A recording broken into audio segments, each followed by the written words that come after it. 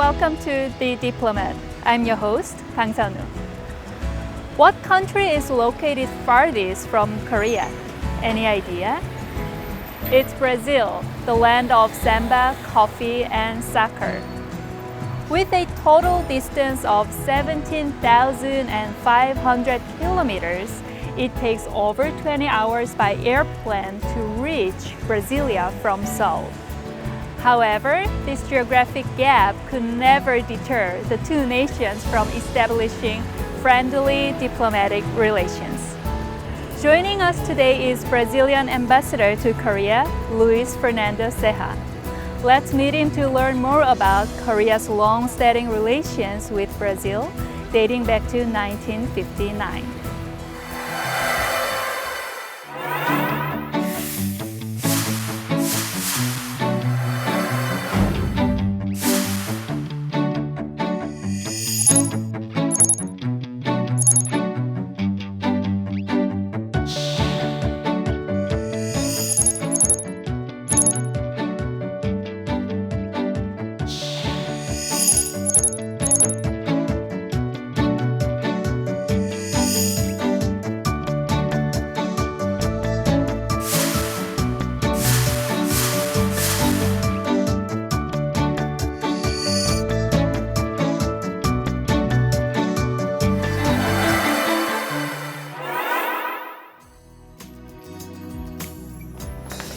Hello, Ambassador Luis Fernando Serra. Nice to meet you. Thank you for coming. It's an honor to be with you in your program.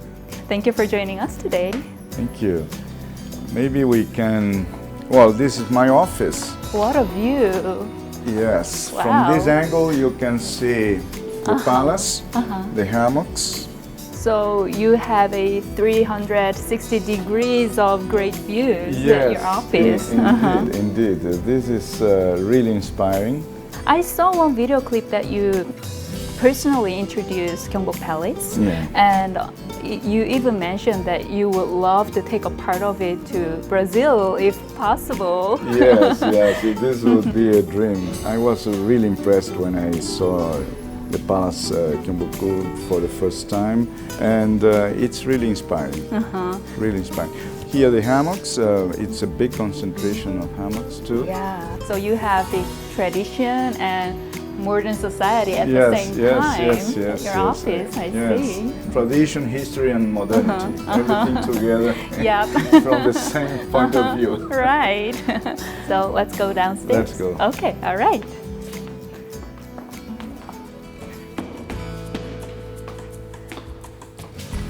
Oh, so this place is called the Brazil Hall. Yes, it was opened last April, and now we are the second exhibition featuring Grandpa Chan, grandfather who lived in Brazil for many years, and discovered that he was an artist at the age of 70 years old. 70 years old? Yes. This is beautiful. It is. That's an amazing story. Yes. How did you find out about this artist Lee Chan-jae? Because he's very well known by Instagram.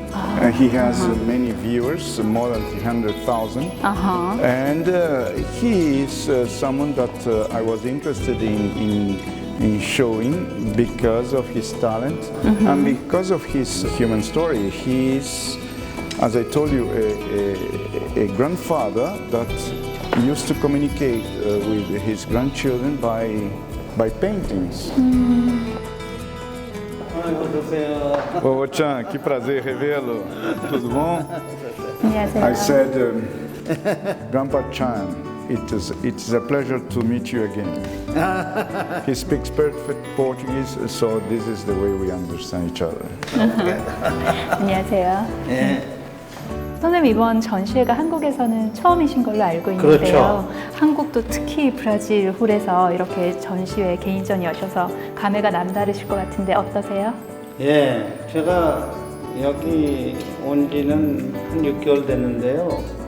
이렇게 고맙게도 제가 여기 온 걸 알고 브라질 대사님께서 이렇게 좋은 장소를 내주시고 여기서 개인전을 하게끔 해줘서 너무 감사합니다.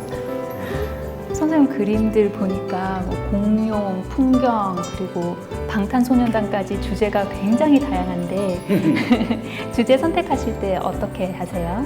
한 가지로 얘기하기는 좀 어려운데요. 그때마다 이제 우리 손주들한테 어떤 걸 보여주면 좋을까 생각하고 있다가 좋은 꽃이 있다든지 세계적으로 무슨 이슈가 되는 문제가 있다든지 또 제 제일 작은 손주는 3살짜리거든요. 네. 걔가 공룡을 좋아하기 때문에 그 손주한테 그림을 보여주고 싶을 때는 공룡을 그리고 네. 그렇게 해서 이제 다양해지게 될 수밖에 없죠. 네. That's the favorite picture of yours? Yes. It was in the invitation card. Oh, I see. Yes. 한국과 브라질 문화 교류에도 선생님 역할을 하실 수 있을 것 같은데 어떠세요? 브라질에서 살다가 여기 왔으니까 브라질에 대한 애정이 많죠. 그러니까 브라질과 한국에 어떻게 하면은 더 긴밀하게 서로 좋은 관계를 유지할까 그런 쪽에 아무래도 신경을 많이 쓰죠. 할 수 있는 일이라면 뭐든지 할 수 있을 것 같아요.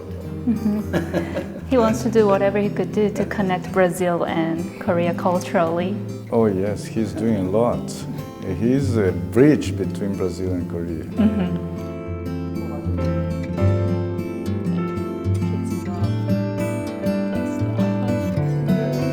And there is one, if you allow me.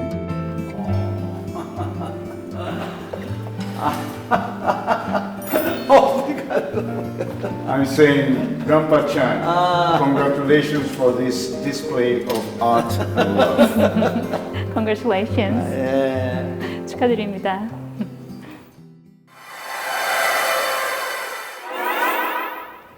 What inspired you to introduce Brazilian culture and arts to Korean public? Well, good question. First, because I know that Korean public loves art and culture. Right. So I thought that it was my duty to share with the Korean public our rich culture made of many, many influences. As you know, Brazil is a mixed country. 55% of the population come from Africa, and we have the other 45% of different origins. And we produced many artists from all backgrounds. And Grandpa Chan is maybe the first Korean Brazilian artist I meet. So I thought it was really interesting to share what he did in the last years with you. And knowing that Grandpa Chan is something that epitomizes art. Someone said once that art is life plus suffering. Right. And Grandpa Chan was living a very normal life, taking his grandchildren to school, and suddenly his grandchildren left Brazil for other country. And Grandpa Chan remained alone, and he was sad because of that. And he wanted to communicate with his grandchildren, and he thought maybe that a letter was not good enough. And so he started producing these wonderful paintings that you can see. Right. So this exhibition features works of Korean Brazilian artist Lee Chan-jae. What did you want to convey through his artistry? I want to convey his talent first, his love for his children, and also I want to convey, besides being a loving grandfather, besides being a talent artist, he is really a precious bridge between Brazil and Korea, because he lived in Korea, he was born in Korea, he lived in Brazil more than 35 years, and now he's back. So he is the perfect link between Brazil and Korea. Right. How many Korean immigrants are in Brazil, and what kind of influence are they having on Brazilian society? There are 50,000. 50,000. 50,000 Korean living in Brazil. They are very, very good immigrants. They are very well integrated to the Brazilian society. Now they start having mixed weddings, and they are concentrated in São Paulo, and in São Paulo, in the city of São Paulo, they are concentrated in a district called Bom Retiro, that was called also Little Korea. Bom Retiro in São Paulo really monopolizes the presence of Koreans in Brazil, and as I told you, they are very happy. They have newspapers, they have shops, there are restaurants, and of course they are very well integrated. And the proof that they are very well integrated is that they don't want to leave Brazil. They want to stay. That's a good thing, right? Yeah. Very good. Yeah. So Brazil was the first Latin American country to officially establish diplomatic relations with Korea. I would like to ask you what would be your assessment of the relationships, especially focusing on the fields of cooperation and exchange? You are right. Brazil was the first Latin American country to establish diplomatic relations with Korea. It happened exactly in 1959, and so we are going to celebrate next year the 60th anniversary of this relationship. Presently, this relationship encompasses all fields of cooperation. We have educational cooperation, we have scientific cooperation, we have very good commercial cooperation. We had, for instance, in 2016, Korea as the 5th largest trade partner of Brazil. Your investments are all over in Brazil, and Brazil has also investments in Korea. So the future will be even brighter. Right. In one interview, you mentioned that Brazil and Korea can be a feasible model for so-called win-win cooperation.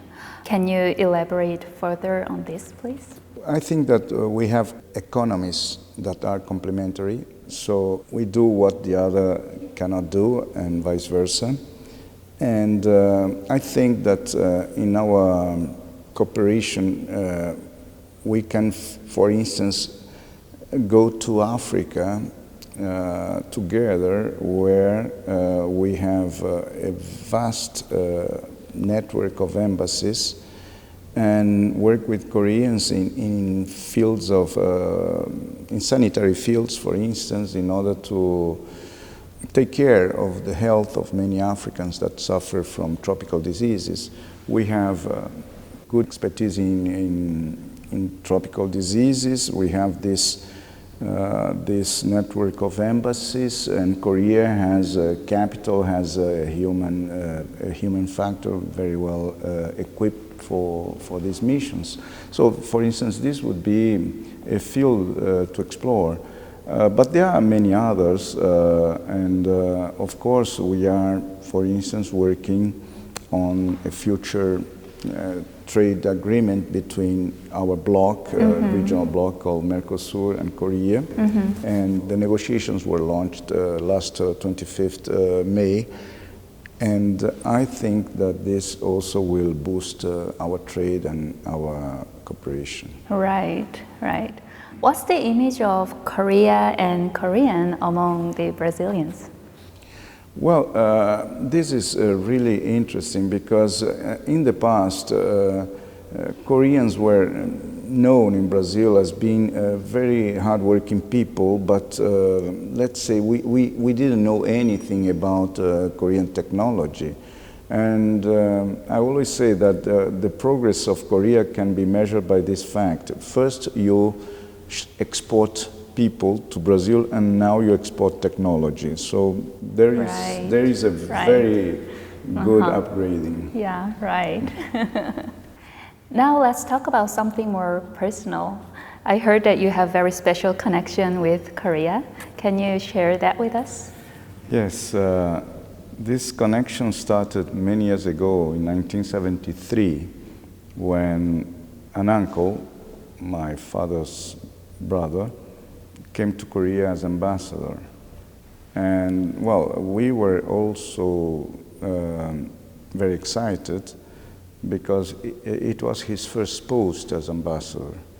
And well, we wanted to know everything about Korea on those days. Then his son, my cousin, presented credentials in 1997, and he stayed 6 years in Korea. He left in 2003, and another cousin presented credentials in 2006, and she stayed 3 years until 2009. So in 2016, I presented credentials. So I am the fourth ambassador to Korea in the same family, and this is unique. First of all, because when I joined the career, my family was maybe the largest in the Ministry of Foreign Affairs. But now I am the last one. It's a record. It is. What was the image of Korea that you know, based on what you heard from your family member? Well, a very organized country made of very hardworking people, very nice people, very polite, and we were always betting on the future of Korea since 1973 and cheering for Korea because of this link between my uncle and the country that was established on those days. Well, we see a lot of happiness that Korea fulfilled all the dreams that we had for the country. Right. So the Korea that you experienced, was it different from what you expected or similar? Well, no, I was, I could say, well informed about Korea because of these personal links. Right. But of course, there are some good features that impressed me. For instance, this palace, I didn't expect that I could see it from my window every day, and it inspires me. It does. It's a beautiful place. Yeah. And it's a symbol for all Koreans of resilience and perseverance. So now Korea is the 9th post as ambassador for you? I think it's the 10th because I started in Chile, then Vatican City, then Tunis, then Soviet Union, then France, then Bonn and Berlin, 2 different posts in Germany, 7. Then I was appointed ambassador to Ghana, then I was appointed ambassador to Singapore, and then to Korea. Okay, so this is your 10th post. What is so unique about Korea that it differentiates from all other countries? Many things. The fact that you are in the middle of a region where there are 2 giants and you fight for survival for so many years, that makes you great, first of all. And this is an example for those countries that find some difficulties ahead and give up. You never gave up, and this is really a lesson that we can have from you.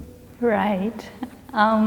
Which issue or areas have you been focusing on most since you started your tenure here?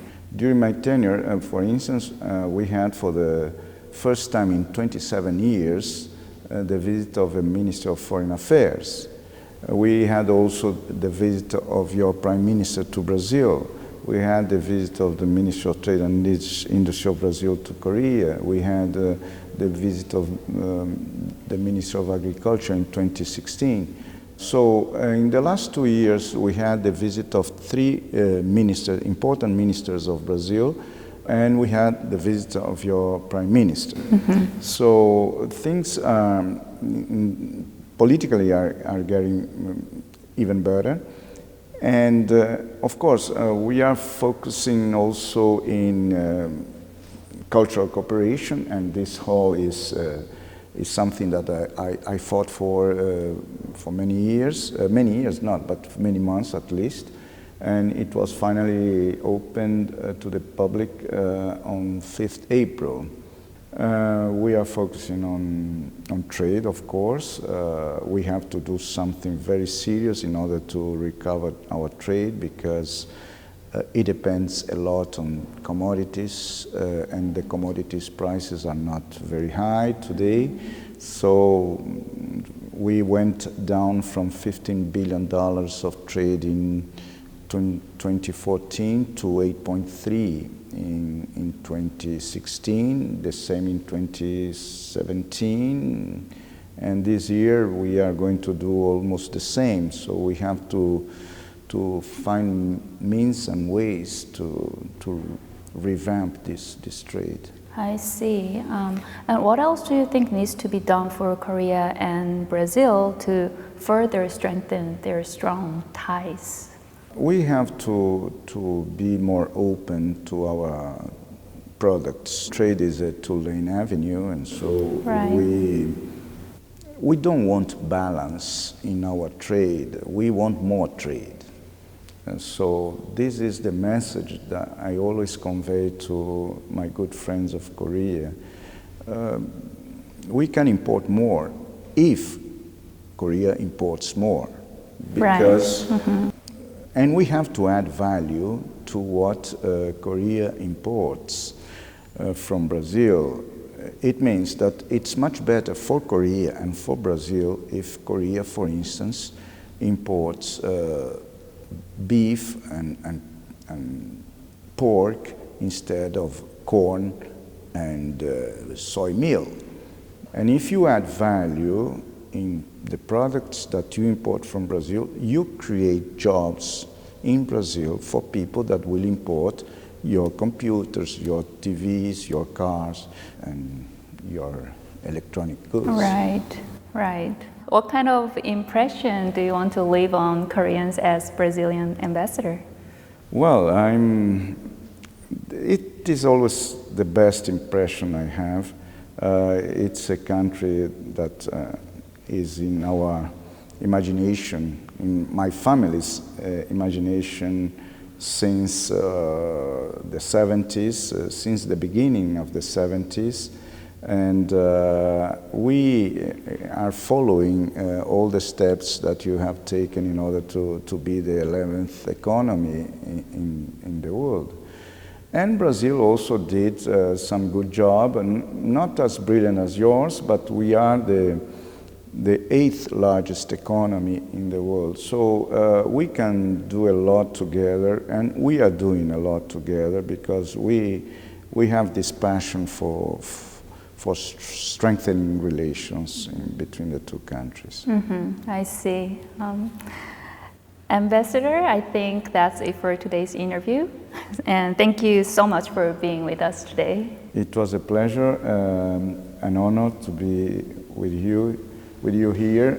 I hope that you enjoy the exhibition, the Brazil Hall, which is unique in the sense that maybe there is no other embassy that has a hall like this. And so this is the message that we give to the Koreans. Look how important you are for us. Right. Thank you so much. Thank you. Thank you. So the World Cup is coming up. Are you excited for it? Very much so. We have a good team, a good coach. Yes, you do. Yes. Let's see if we can win the 6th World Cup. Yeah. Do you have any special plans for the World Cup? Yes, I'm trying to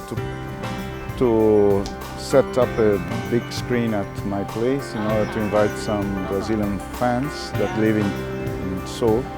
Let's see if this is possible.